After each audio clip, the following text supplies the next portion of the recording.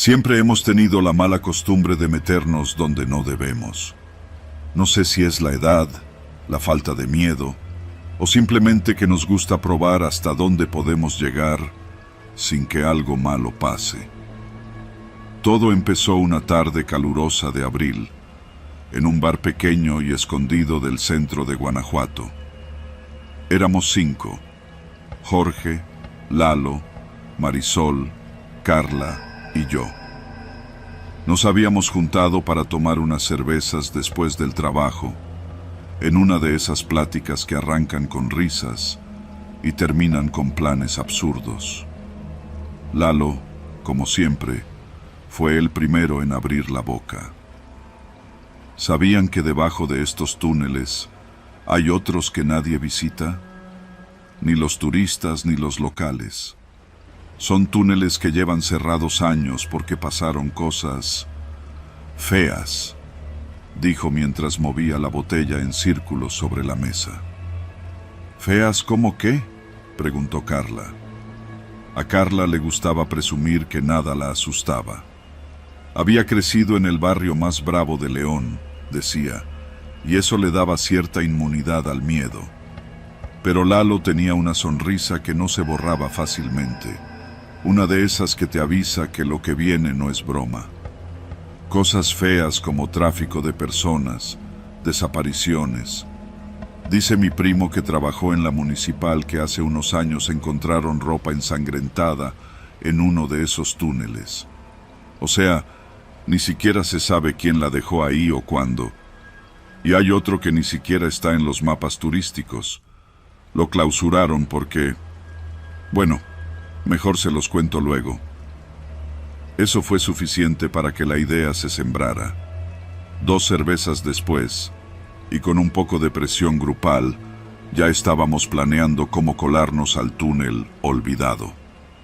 Lalo decía que tenía una entrada asegurada, un portón oxidado cerca de un callejón detrás del Teatro Juárez, a 2 cuadras de donde estábamos. Él mismo lo había visto cerrado con candado, pero estaba seguro de que lo podía abrir con un alambre. Marisol se reía nerviosa, Carla insistía en que no sería para tanto, Jorge simplemente callaba y asentía como siempre, y yo...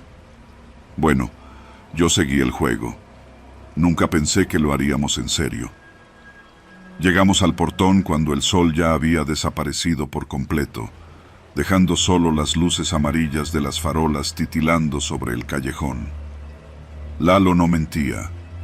Era un portón viejo, con pedazos de pintura verde descascarada y un candado que parecía más decorativo que funcional.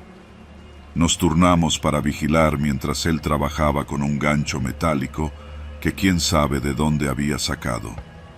En menos de 5 minutos, el candado cedió. En ese momento, pude sentir como algo me apretaba el pecho, pero nadie dijo nada. Carla empujó el portón y nos hizo un gesto para que la siguiéramos. El aire adentro era diferente, más frío, con ese olor inconfundible de humedad y tierra vieja. Encendimos nuestras lámparas. Lalo había traído 3 y las compartimos como pudimos. Y nos encontramos con un túnel estrecho, con paredes de piedra cubiertas de moho y un techo bajo que obligaba a Jorge a agacharse un poco. Al principio, no parecía gran cosa, solo un pasadizo más de tantos que cruzan la ciudad, pero algo en el ambiente no encajaba. Era demasiado callado, incluso para un lugar así. El eco de nuestras pisadas sonaba apagado, como si el túnel estuviera absorbiendo el ruido.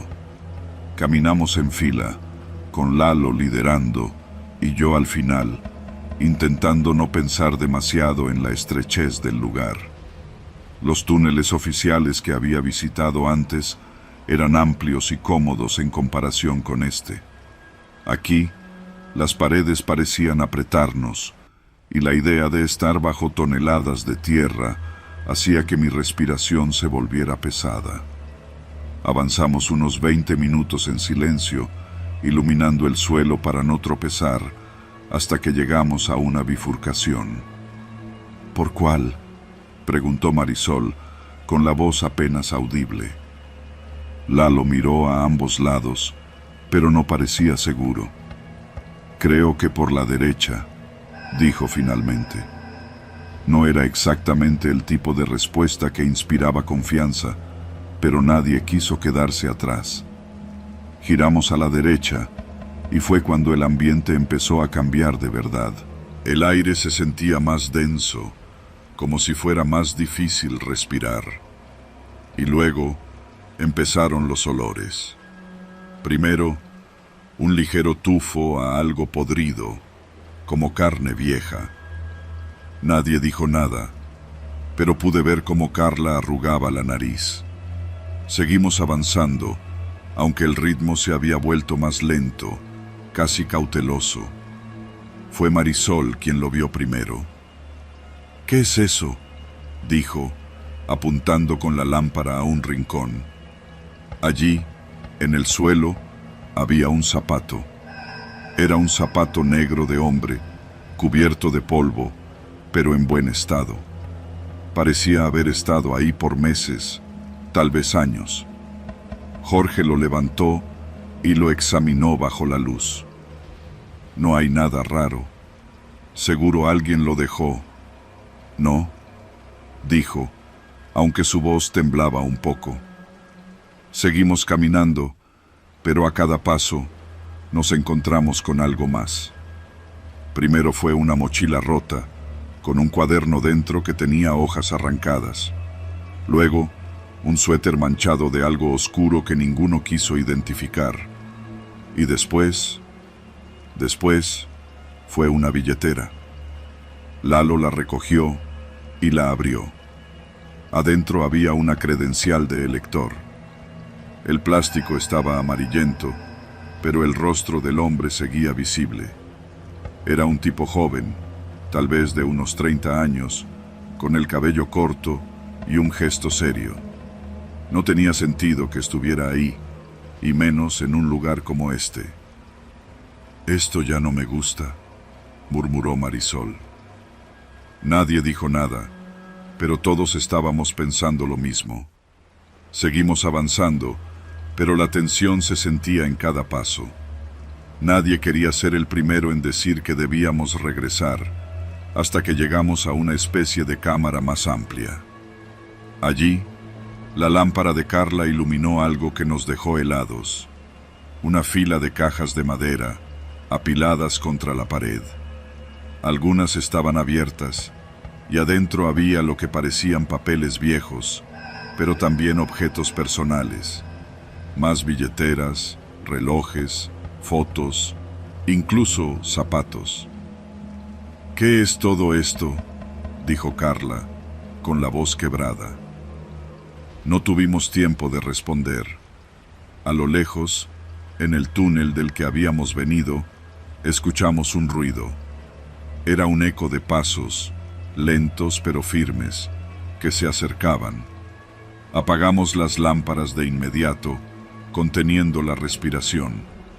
Nos quedamos en silencio absoluto, escuchando cómo los pasos se hacían cada vez más fuertes, hasta que se detuvieron justo en la entrada de la cámara. Nadie se movió, nadie respiró. En la penumbra, apenas pude distinguir la silueta de un hombre, de pie, observando hacia donde estábamos. Tenía una linterna, pero no la había encendido.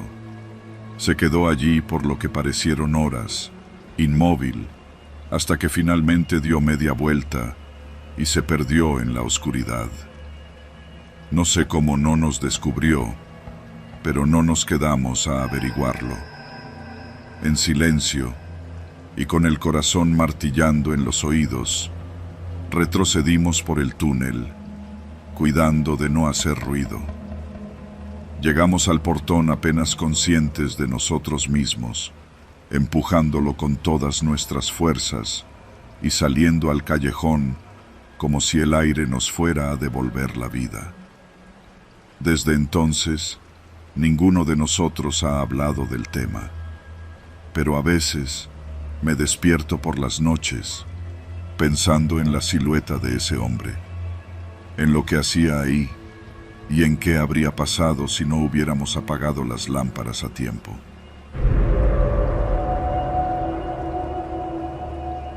Soy originario de un pueblo pequeño en Guanajuato, de esos que parecen atrapados en el tiempo. Siempre he pensado que la historia de este lugar está enterrada bajo nuestros pies, entre los túneles, vetas y socavones que las minas dejaron como cicatrices en la tierra. Mi abuelo trabajó en una de esas minas cuando era joven, antes de que las cerraran por accidentes, que era la palabra bonita para ocultar explosiones, derrumbes y cuerpos que nunca pudieron recuperar. Pero eso fue hace mucho, y para mi generación, esas historias no eran más que leyendas que se contaban con mezcal en mano y risas nerviosas, hasta que decidieron reabrir el Pozo Grande. Así le llamaban a la mina. Estaba a unos 5 kilómetros del pueblo, justo al pie de un cerro que parecía siempre cubierto de neblina, aunque fuera pleno verano. Según mi abuelo, ahí encontraron oro en cantidades absurdas, pero también fue donde murieron más hombres.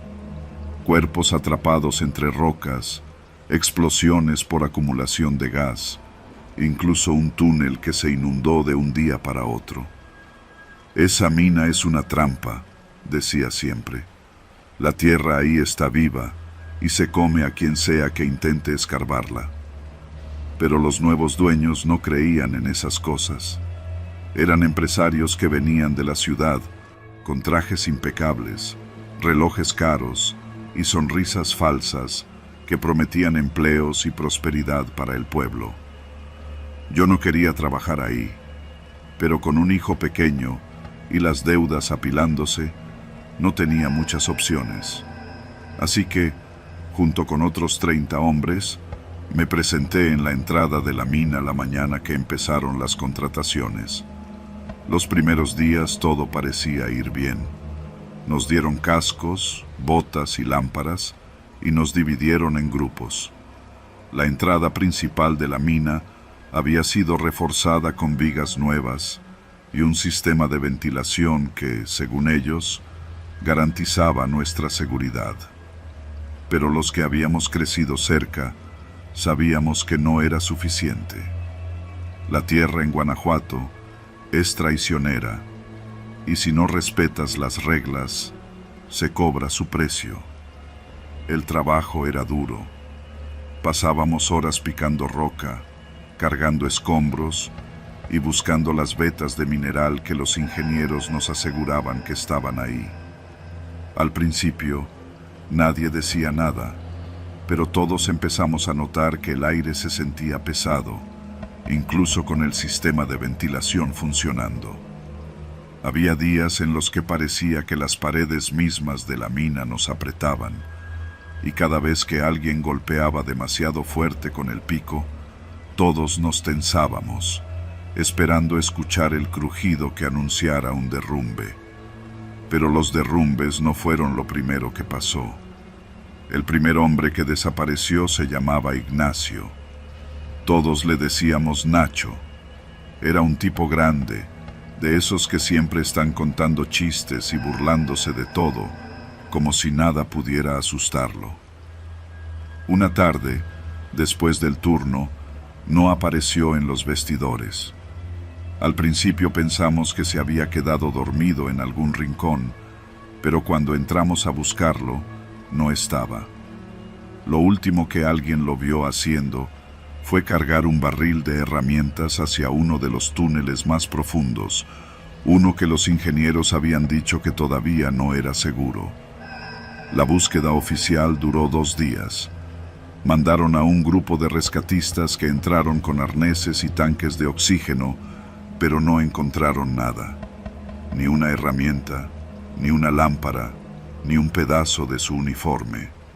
Nada.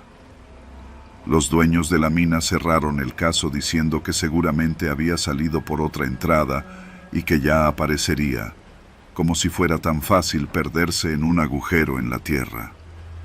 Nosotros sabíamos que no era así. Nacho no se hubiera perdido, y si hubiera pasado algo, al menos habrían encontrado su casco. Pero nadie dijo nada. En este trabajo, aprender a callar es casi un requisito. Las cosas empeoraron después de eso. Los túneles eran cada vez más angostos y calientes. Empezaron a repartir menos agua y los ventiladores dejaron de funcionar en algunas zonas. Cuando nos quejábamos, los supervisores decían que no había presupuesto para reparaciones, pero que si no queríamos trabajar, había una fila de hombres afuera esperando una oportunidad. La codicia les importaba más que nuestra vida. 2 semanas después de la desaparición de Nacho, hubo un accidente. Estábamos cargando escombros cuando una de las vigas principales cedió y una tonelada de tierra y roca se vino abajo en un segundo. Yo alcancé a correr hacia un lado, pero uno de mis compañeros, Rodrigo, no tuvo tanta suerte. Quedó enterrado hasta la cintura. Escuché su grito, el crujido de sus huesos, y todavía me persigue el recuerdo de su cara cuando intentábamos sacarlo. No sobrevivió. Lo peor fue que, cuando llevamos su cuerpo a la superficie, los dueños no mostraron ni un rastro de preocupación. Lo envolvieron en una lona, nos dieron el resto del día libre y al día siguiente trajeron a un reemplazo. Fue en ese momento cuando decidí que ya no quería seguir. Estaba dispuesto a renunciar, aunque eso significara quedarme sin dinero para la renta o para las medicinas de mi hijo. Pero no era tan fácil. En las siguientes semanas, otros intentaron hacer lo mismo, y empezaron a correr rumores de que quienes se iban recibían visitas por las noches. Gente con armas decían que les recordaban que el trabajo no era opcional. La última vez que bajé a la mina fue por obligación. Nos mandaron a un grupo pequeño, 5 hombres, a revisar una sección que se había inundado. Los supervisores querían asegurarse de que el agua no hubiera arruinado el equipo. Desde el principio, algo se sentía mal. El aire estaba más pesado que nunca, y el túnel tenía ese olor inconfundible a humedad y podredumbre. El agua llegaba hasta los tobillos, y cada paso se sentía como un esfuerzo monumental. No sé cuánto avanzamos, pero en un punto, mi lámpara iluminó algo que me dejó paralizado. Era una bota. Al principio pensé que alguien la había dejado ahí, pero cuando me acerqué, vi que todavía tenía el pie dentro. El cuero estaba desgarrado y la carne parecía haber sido arrancada de un mordisco. Mis compañeros me gritaron que siguiera caminando, pero no podía moverme. Fue entonces cuando escuché el sonido. Venía desde el fondo del túnel, un goteo constante, como agua cayendo sobre roca, pero mezclado con algo más, algo que sonaba como respiraciones profundas. Salimos de ahí corriendo, dejando las herramientas atrás. No sé qué era lo que estaba al final de ese túnel, pero tampoco quise quedarme a averiguarlo. Al día siguiente, me presenté a la oficina de los dueños y les dije que renunciaba. Me amenazaron, por supuesto, pero no me importó. Mi vida valía más que ese trabajo. A veces, en las noches, todavía me despierto pensando en esos túneles, en lo que dejamos allá abajo, y me pregunto cuántos más tendrán que morir antes de que alguien cierre el pozo grande para siempre. Porque, aunque no crean en las supersticiones, yo estoy seguro de algo. Esa mina está viva y sigue cobrando su precio.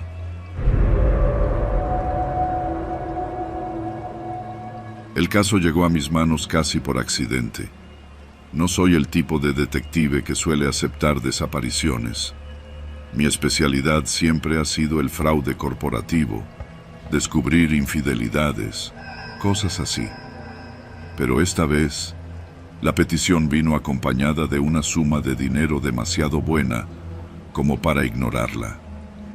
La mujer que me contrató era una hermana desesperada. Su hermano, un joven de 32 años que viajaba por el país, había desaparecido sin dejar rastro.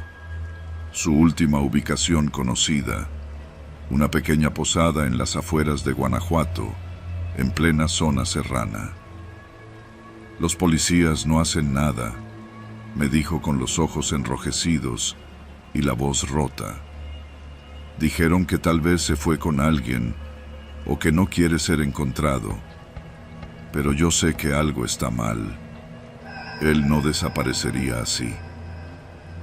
Acepté el caso sin demasiada convicción. Había aprendido a no confiar en los instintos emocionales de la gente, pero algo en su historia me dejó inquieto. Su hermano, César, había enviado un mensaje de texto 2 días antes de que su celular dejara de responder. Decía algo simple: esta posada está rara, pero el paisaje es increíble. Mañana te llamo. Esa llamada nunca llegó. El camino hacia la posada era, de entrada, una advertencia. Desde Guanajuato capital, manejé por una carretera que se iba volviendo más estrecha y serpenteante conforme me adentraba en la sierra. A cada curva, los pinos se cerraban más sobre el camino y la señal de celular desapareció por completo antes de que alcanzara mi destino. Cuando finalmente llegué, lo primero que noté fue lo solitario del lugar. No había otras casas cerca, ni siquiera una tienda o algo que indicara vida humana. Solo el edificio de la posada, una construcción de adobe y madera, con un letrero sencillo que decía Posada La Cascada. Bajé del coche y me acerqué al lugar. La puerta principal estaba abierta y la recepción parecía acogedora. Paredes blancas con adornos de cerámica, flores en jarrones y una música suave que se escuchaba desde un pequeño radio en la esquina. Pero no había nadie detrás del mostrador. «Hola», llamé, dejando que mi voz resonara en el silencio. Unos segundos después apareció una mujer de unos 50 años, robusta y con el cabello recogido en un chongo. Su sonrisa era tan amplia que parecía estudiada. «Bienvenido», dijo con entusiasmo. «¿Reservación?» «No, llegué de improviso», mentí. «¿Tiene una habitación para esta noche?» «Claro, tenemos varias disponibles. No muchos visitantes entre semana». Me tendió una llave y me explicó cómo llegar a mi cuarto, en el segundo piso. La mujer, que se presentó como Carmen, me acompañó escaleras arriba. Mientras subíamos, noté los detalles. Las escaleras de madera crujían bajo nuestros pasos y las paredes estaban decoradas con fotos antiguas de familias que supuse eran de los dueños. Me llamó la atención que, en todas las fotos, las caras tenían algo inquietante. Las sonrisas eran demasiado forzadas. Las miradas no coincidían con el gesto. «¿Viene de turismo?», preguntó Carmen, interrumpiendo mis pensamientos. «Sí, algo así. Solo quería desconectarme un par de días». Carmen sonrió y asintió, pero algo en su mirada no parecía convencido. Cuando llegamos a la habitación, me entregó la llave y me recordó que la cena se servía a las 8. Cerré la puerta detrás de mí y me tomé un momento para respirar. El cuarto era pequeño, pero limpio. Tenía una cama matrimonial con colchas de cuadros, una cómoda vieja y una ventana que daba al bosque. Lo primero que hice fue asegurarme de que la puerta tuviera cerrojo y después Revisé las esquinas, buscando cámaras ocultas o micrófonos. No encontré nada, pero no me tranquilizó. Mi instinto me decía que ese lugar tenía algo profundamente mal. La cena fue lo que empezó a encender mis alarmas. A las 8 en punto bajé al comedor, un espacio grande con mesas de madera rústica y un ventanal que daba a un barranco oscuro. Había 3 huéspedes más, un par de turistas extranjeros y un hombre que parecía vendedor por la forma en que hablaba por su celular. Todos estaban callados, comiendo un guiso de carne que Carmen servía con una sonrisa mecánica. Me senté en una esquina y observé. ¿Primera vez aquí?, me preguntó el hombre del celular. Sí, estoy de paso. Pues disfrute. Aquí no hay mucho que hacer, pero el aire es bueno y se duerme tranquilo. Intenté seguir la conversación, pero el hombre parecía incómodo. Los turistas, una pareja de alemanes, no hablaban español y apenas se dirigían la palabra entre ellos. Algo en el ambiente era sofocante, como si todos supieran algo que yo no. Carmen se movía entre las mesas, observándonos a todos con una sonrisa fija, como si estuviera midiendo cuánto tardábamos en terminar de comer. Cuando volví a mi cuarto, empecé a buscar pistas sobre César. Revisé los registros en la recepción cuando nadie estaba mirando, pero no encontré nada, ni una firma, ni un registro con su nombre. Sin embargo, algo llamó mi atención. Las hojas de registro eran nuevas, demasiado nuevas, como si las cambiaran con frecuencia. Esa noche me costó dormir. Los sonidos del bosque se mezclaban con el crujir de la madera, como si alguien caminara por el pasillo frente a mi habitación. Me levanté un par de veces para asomarme por la ventana, pero todo lo que veía era oscuridad. Finalmente, cerca de las 3 de la madrugada, escuché un ruido extraño. Venía desde abajo, del sótano. Bajé con cautela, asegurándome de que los escalones no rechinaran. La puerta del sótano estaba entreabierta, y desde ahí salía un olor metálico, como el de la sangre. Descendí despacio, con el corazón acelerado, y lo que vi me dejó helado. Había varias mesas de acero, como las de un quirófano, y sobre ellas, cajas de plástico llenas de bolsas selladas. Al acercarme, vi claramente lo que contenían: órganos humanos, corazones, riñones, pulmones, todos etiquetados y listos para ser transportados. Me llevé una mano a la boca para no gritar, pero mi respiración me traicionó. En ese momento, escuché pasos detrás de mí. Me giré justo a tiempo para ver a Carmen bajando las escaleras con un machete en la mano. Sabía que usted era diferente, dijo, con esa sonrisa falsa que ahora parecía una mueca demoníaca. No esperé a escuchar más. Corrí hacia la puerta, esquivándola por centímetros, y subí las escaleras tan rápido como pude. La casa estaba en silencio, pero yo sabía que no estaba solo. Mientras corría hacia mi auto, vi sombras moviéndose en las ventanas, como si alguien más estuviera persiguiéndome. Arranqué el coche y manejé como loco por el camino de regreso, rezando para que no me siguieran. Cuando llegué al pueblo, fui directo a la policía, pero, como me temía, no me creyeron. Insistieron en que la posada era un lugar confiable, que probablemente estaba inventando cosas. La gente del pueblo parecía saber más, pero nadie quería hablar. Solo recibí miradas de advertencia, como si el silencio fuera la única forma de sobrevivir en ese lugar.